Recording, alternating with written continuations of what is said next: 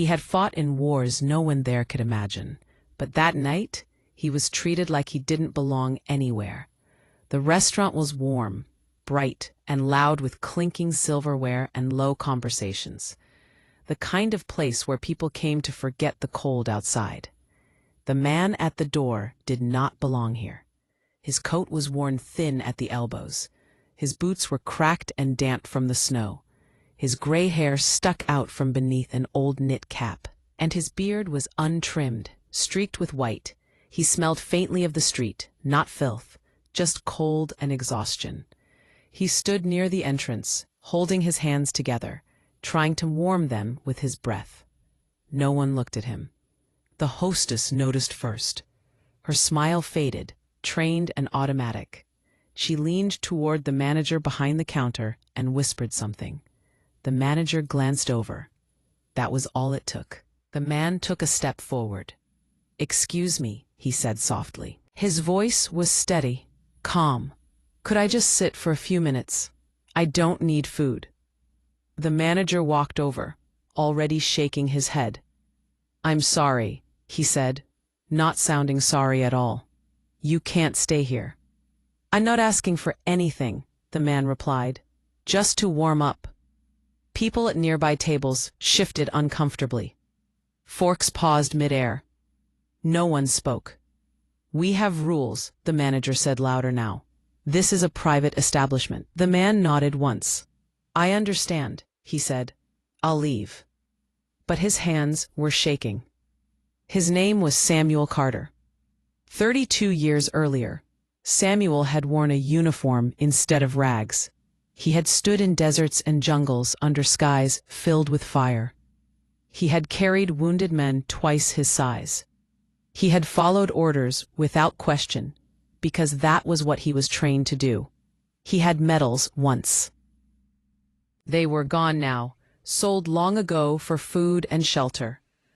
After the war came silence, sleepless nights, loud noises that sent his heart racing, a world that moved on while he stayed frozen in place.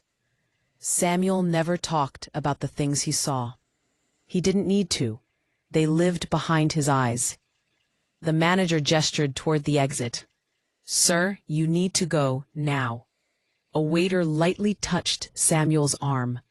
Not roughly, not cruelly, but firmly enough. Samuel stiffened. His jaw tightened. He didn't pull away. He simply nodded again.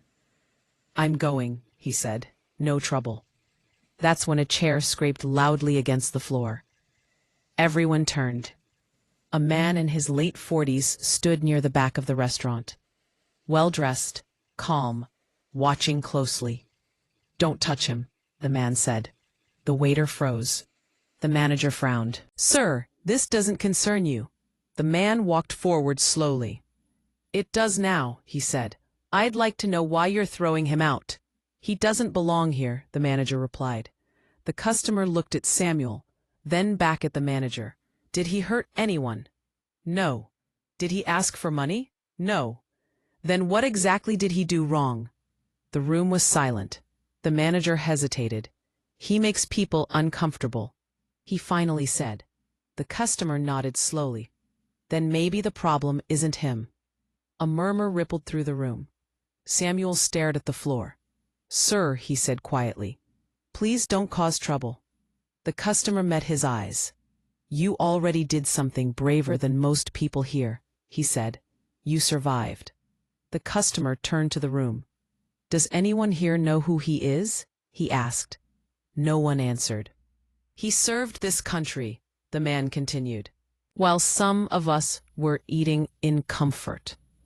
The manager scoffed. "You have no proof of that."